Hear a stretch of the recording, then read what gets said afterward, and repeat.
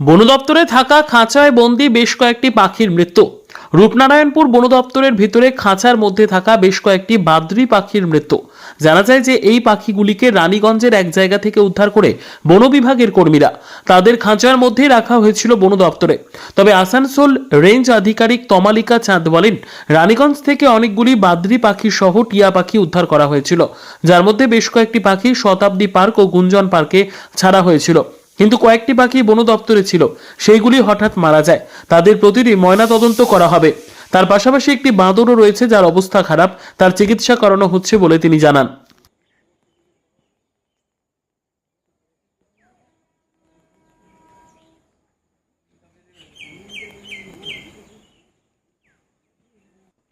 सब में इन लोगों का कोई नियम कानून नहीं है, पकड़ के ला करके मार दिए।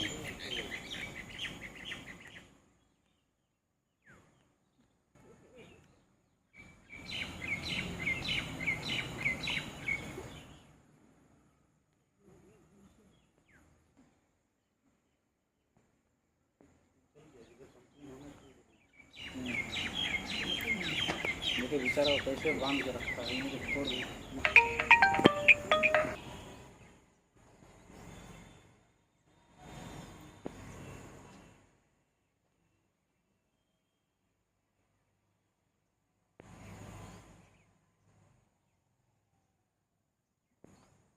দেখা যাচ্ছে আপনাদের রেঞ্জ অফিসেই খাঁচার মধ্যে বন্দি কটা পাখি সেগুলো মারা গেছে।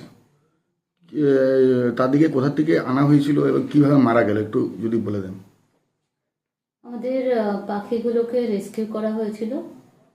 এর সঙ্গে টিয়া ছিল এবং কিছু বদ্রি ছিল। কিছু পাখি আমরা তার মধ্যে টিয়া শিডিউলড বার্ড, কিন্তু বদ্রি শিডিউলড বার্ড নয়, একসাথে ছিল, একই খাঁচার মধ্যে একসাথে রেস্কিউ করা হয়, কোনো অফেন্ডার পাওয়া যায়নি। আচ্ছা, টিয়াগুলোকে আমরা ফ্রি রিলিজ করি, আর বদ্রিগুলো কিছু গুঞ্জন পার্ক এবং শতাব্দী পার্কে হ্যান্ড ওভার করা হয়েছিল। তাদের তত্ত্বাবধানে তারা রাখবে, তাদের যেহেতু এনক্লোজার রয়েছে পাখি। আর কিছু বদ্রি আমাদের এখানে ছিল, রেঞ্জ অফিসেই রাখা ছিল কিছু বদ্রি। সেগুলো কি মারা গেছে? আপাতত সেগুলো মারা গেছে, সেগুলো পোস্টমর্টেম করা হবে। এবং কতক্ষণ আগে মারা গেছে ম্যাডাম এগুলো? এটা লেস দ্যান 12 ঘন্টা এখনো হয়নি, তো পোস্টমর্টেম করা হবে। এটা কি ইনফর্ম করা হয়েছে বিএলডি যারা পোস্টমর্টম করবে তাদের? ইনফর্ম করা হবে।